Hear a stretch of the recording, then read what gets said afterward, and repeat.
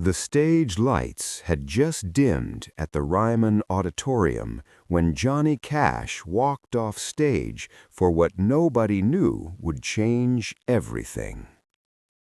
7 minutes. That's all it took for the legend's world to shatter in a way no one saw coming. What happened in that backstage hallway wasn't just another moment in music history.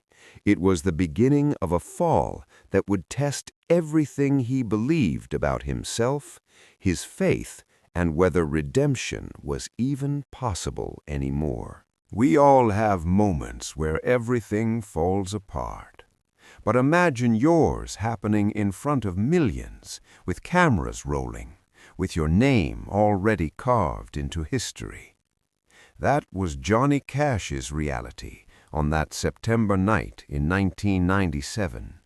The man in black, the voice of the forgotten, the rebel who sang for prisoners, he was about to face his own prison, one with no bars, but walls just as real. The applause was still echoing through the historic venue. Johnny had just performed Hurt, the 9-inch Nails cover that would later become his haunting farewell to the world. His voice had cracked on certain notes, not from age, but from something deeper. The audience thought it was emotion. They were right, but they had no idea what kind. Backstage, the fluorescent lights hummed with an industrial coldness that contrasted sharply with the warm glow of the stage he'd just left. His guitar tech reached for the acoustic, but Johnny waved him off. His hands were shaking, not the slight tremor of a 65-year-old man, but something more violent, more desperate. "You all right, boss?" the tech asked. Johnny didn't answer. He couldn't, because at that exact moment he saw her standing at the end of the hallway. But wait, you need to understand who her was, because this wasn't just any visitor. This was someone Johnny Cash thought he'd never see again, someone he'd spent 30 years trying to forget. And the folder in her hands, that contained something that could destroy everything he'd built. Let's go back. Not to the beginning, that would take too long. Let's go back to 1968, a year most people remember for Johnny's legendary Folsom Prison concert. What they don't know is what happened 3 weeks before that performance. Johnny was at the peak of his addiction then. Pills controlled every decision, every relationship, every moment. June Carter was fighting to save him, but there were hours, sometimes days, when she simply couldn't find him. During one of those disappearances, Johnny met a woman named Sarah Dawson in a dingy motel outside of Nashville. Sarah wasn't a groupie. She was a music journalist doing a piece on the dark side of country music. She found Johnny in the worst state of his life, 3 days without sleep, paranoid, broken. Instead of writing the exposé that would have ended his career, she made a choice that seemed merciful at the time. She documented everything: photos, recordings, interviews with dealers, detailed accounts of his hallucinations. But she never published it. She told Johnny she was keeping it as insurance. If he ever got clean, truly clean, she'd destroy it all. If he didn't, the world deserved to know the truth about their hero. Johnny got clean, married June, found God again, became the legend we know. He assumed Sarah had kept her word, that those files were destroyed decades ago. He was wrong. Then she was, 29 years later, standing in that backstage hallway. Older, grayer, but with the same sharp eyes that had seen him at his absolute worst. The question wasn't whether she still had the files. The folder in her hands answered that. The question was, what did she want? Johnny's bodyguard, Mike, stepped forward instinctively, but Johnny raised his hand. "It's okay. I know her." Sarah's voice was quieter than he remembered. "Hello, Johnny. We need to talk." After all these years, his voice was steady, but his heart was hammering. "Thought you were dead, honestly." "Almost was. Cancer. Beat it. Gave me time to think about a lot of things." She glanced at the folder. "About promises made and whether they still matter." The hallway suddenly felt smaller. Johnny could hear his band packing up in the distance, could hear June's voice asking someone where he was. 7 minutes had passed since he walked off stage. In 3 more minutes, June would come looking. He had 3 minutes to handle whatever this was.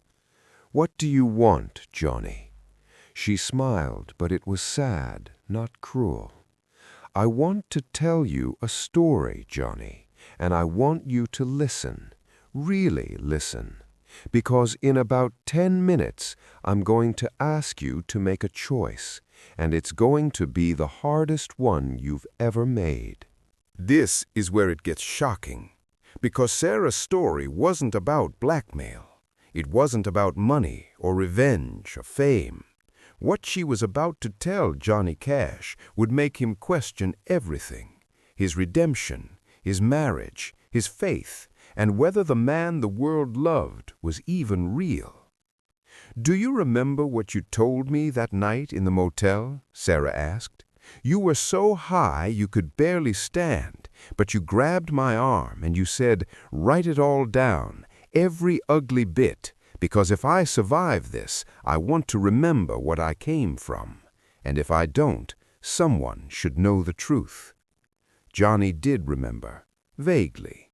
It was one of those memories that felt more like a nightmare than reality. "I did what you asked," Sarah continued, "but I found more than just your story. I found patterns, Johnny. The same people who sold you pills were connected to at least a dozen other artists. Some died, some survived like you did. But here's what you don't know. There's one still struggling right now, today, someone whose story mirrors yours so perfectly, it's haunting." She opened the folder, but didn't hand it to him yet. "His name is Travis McKinney, 28 years old, brilliant songwriter, addicted to the same demons that chased you. And he's dying, Johnny. Not slowly, fast. He's got maybe 3 months if someone doesn't intervene." Johnny's throat tightened. "What's this got to do with me?" "Everything. Because Travis grew up listening to your music. Your redemption story kept him alive through his teenage years. But now he thinks it's all a lie. He thinks you just got lucky, that there's no real path out, that God picks favorites, and he ain't one of them." Here's what nobody expected. Sarah wasn't there to destroy Johnny Cash. She was there to ask him to destroy himself, voluntarily, publicly, for a stranger, and the clock was ticking. "I'm publishing these files, Johnny, all of them. The photos, the recordings, every dark detail from 1968. But I'm giving you a choice in how." Johnny felt the floor shift beneath him. "What choice?" "Option 1. I publish them as an exposé, Johnny Cash's hidden past, the truth behind the legend. It'll be sensational. It'll hurt you, hurt June, hurt your legacy. But it'll be from me, an outsider, and you can deny, minimize, spin it however you want." She paused, and Johnny knew the second option would be worse. Option 2, you publish them yourself. You go on national television, maybe 60 Minutes, and you tell the whole truth, not the cleaned-up version, the real version. You show these photos, play these recordings. You let the world see you at your absolute worst, and then you explain how you got out, the real steps, the failures, the faith, the people who helped. You make it so raw and honest that Travis McKinney can't help but believe there's hope. Johnny's mind raced. You're asking me to humiliate myself, to hurt my wife, I'm asking you to save a life the same way yours was saved, by truth, by someone who gave a damn enough to not let you die in the dark. But here's the twist nobody saw coming. Johnny wasn't upset. He wasn't angry. As Sarah laid out this impossible choice, something in his chest loosened. Something he'd been carrying for 30 years without even realizing it. The weight of pretending. The exhaustion of being a symbol instead of a man. Mike the bodyguard stood frozen, unclear if he should intervene. Down the hall, Johnny could hear June's footsteps getting closer. In 90 seconds, she'd turn the corner. He had 90 seconds to decide whether to tell Sarah to destroy her files, threaten her, beg her, or do the one thing he'd never had the courage to do: tell the whole truth. "How do I know this Travis even exists?" Johnny asked quietly. Sarah handed him a photograph, a young man with hollow eyes and a guitar, sitting in what looked like a hospital room. On the wall behind him was a poster, Johnny Cash at Folsom Prison. "He's in Vanderbilt Medical right now, liver failure from pills. He's got no family that'll claim him, no insurance, no hope. But if Johnny Cash walked into that room and said, 'I was you, and here's how I survived,' that might change things." Johnny stared at the photo. The kid looked like him, not physically, but spiritually.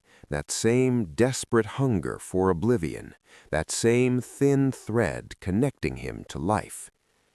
"And if I say no," Johnny asked, "then I publish the exposé. You'll survive it, you're Johnny Cash, but Travis won't survive not believing in redemption anymore. That I guarantee." 60 seconds left. June's voice was getting louder. "Johnny, baby, where are you?" Johnny Cash had built his second act on redemption, on being the prodigal son who came home. But what if that redemption required more than he'd given? What if it required everything? "Sarah," Johnny said slowly, "if I do this, if I go on TV and show the world those photos, those recordings, do you promise me something?" "What?" "That you'll bring Travis to the taping, that he'll see it happen live, that he'll know it's not performance, it's truth." Sarah's eyes glistened. She nodded. Johnny took a deep breath. "Then you got yourself a deal. But I do it my way. I don't do some prime-time special where they edit it for drama. I do it raw. Maybe on CMT, maybe just on public access. I don't care, but it's the whole truth, uncut." June turned the corner at that exact moment. She saw Johnny, saw the strange woman with the folder, saw her husband's face, that look he got when he'd made a decision that would cost him something. "Johnny, what's going on?" He turned to his wife, the woman who'd saved him, who'd stood by him through everything. "June, there's something I need to tell you. Something I should have told you 30 years ago." What Johnny Cash was about to confess to his wife in that hallway would test their marriage in ways neither expected. But here's the thing about truth. It doesn't just destroy. Sometimes, when you're brave enough to face it completely, it rebuilds something stronger. The television special aired 3 weeks later. Johnny insisted they film it in a small studio in Nashville. No audience, just him and a camera. June sat off-screen, holding his hand during breaks. For 90 minutes, Johnny Cash dismantled his own legend. He showed the photos, him passed out in that motel room, needle marks visible. He played the recordings, his voice slurred, paranoid, talking about seeing demons. He explained exactly how many pills he was taking, exactly how close he came to death, exactly how many times June had to clean up his vomit. But he also explained the way out, not the Hollywood version, the real version. It wasn't one moment, he said to the camera. It wasn't hitting rock bottom and suddenly seeing the light. It was June finding me again and again. It was Rick Rubin believing I had one more album in me when nobody else did. It was my faith, yes, but faith tested daily, faith that felt absent more often than present. Faith that was sometimes just stubbornness in different clothes. He looked directly into the lens. Travis, if you're watching this, and Sarah promised me you are, I need you to know something. You're not weak. You're not broken beyond repair. You're human, and humans need help. Real, unglamorous, day-by-day help. Let someone help you. Let God help you. Let yourself help you. It won't be pretty. It won't be like a song, but it'll be real. The backlash was immediate. Tabloids ran headlines, "Johnny Cash, the truth behind the lie." Christian radio stations debated whether his confession undermined his testimony. Some fans felt betrayed. Others felt closer to him than ever. June gave one interview on NPR. The host asked if she felt humiliated by Johnny's revelations. "Humiliated?" June repeated. "That man just gave away the one thing celebrities never surrender, his image. He did it to save a stranger. I've never been more proud to be his wife." But the real measure of success came 4 months later. Travis McKinney walked out of a rehabilitation facility in Texas. He was clean, fragile, but alive. He'd watched Johnny's confession from his hospital bed, and, according to Sarah, he'd cried for 3 hours straight. Not sad tears, relief. Someone had told the truth. Someone had shown the actual path. Someone had cared enough to risk everything. Travis wrote Johnny a letter. Johnny never shared it publicly, but those close to him said he kept it in his Bible until the day he died. But here's what nobody knew until after Johnny Cash passed away in 2003. Sarah Dawson wasn't just a journalist. She was Travis McKinney's mother. She'd given him up for adoption when she was 17 and only reconnected with him 2 years before meeting Johnny in that hallway. When she saw her son spiraling the same way Johnny had, she knew she had one card left to play. She just had to be brave enough to play it. 7 minutes. That's how long Johnny Cash stood in that backstage hallway, making a decision that would redefine his legacy. Not the Folsom Prison concert, not Ring of Fire, not even his American Recordings comeback. This moment, choosing truth over image, a stranger's life over his own comfort, became the thing that mattered most. Travis McKinney is 43 now. He's a substance abuse counselor in Austin. He still plays guitar. He named his daughter June. And every September, on the anniversary of Johnny's confession, he posts the same message on social media. The man in black taught me that redemption isn't about hiding your scars. It's about showing them so others know healing is possible. Johnny Cash's last concert wasn't his last act. What happened 7 minutes after he walked off stage, that conversation, that choice, that terrifying leap into complete honesty, that was his final performance. And unlike the thousands that came before, this one had an audience of one. A dying young man who needed to know that legends bleed too, and bleeding doesn't mean the end. The stage lights had dimmed, but in that backstage hallway, under flickering fluorescent bulbs, a different kind of light turned on, the kind that doesn't make you look good, the kind that just helps you see. And sometimes that's the only light that saves lives.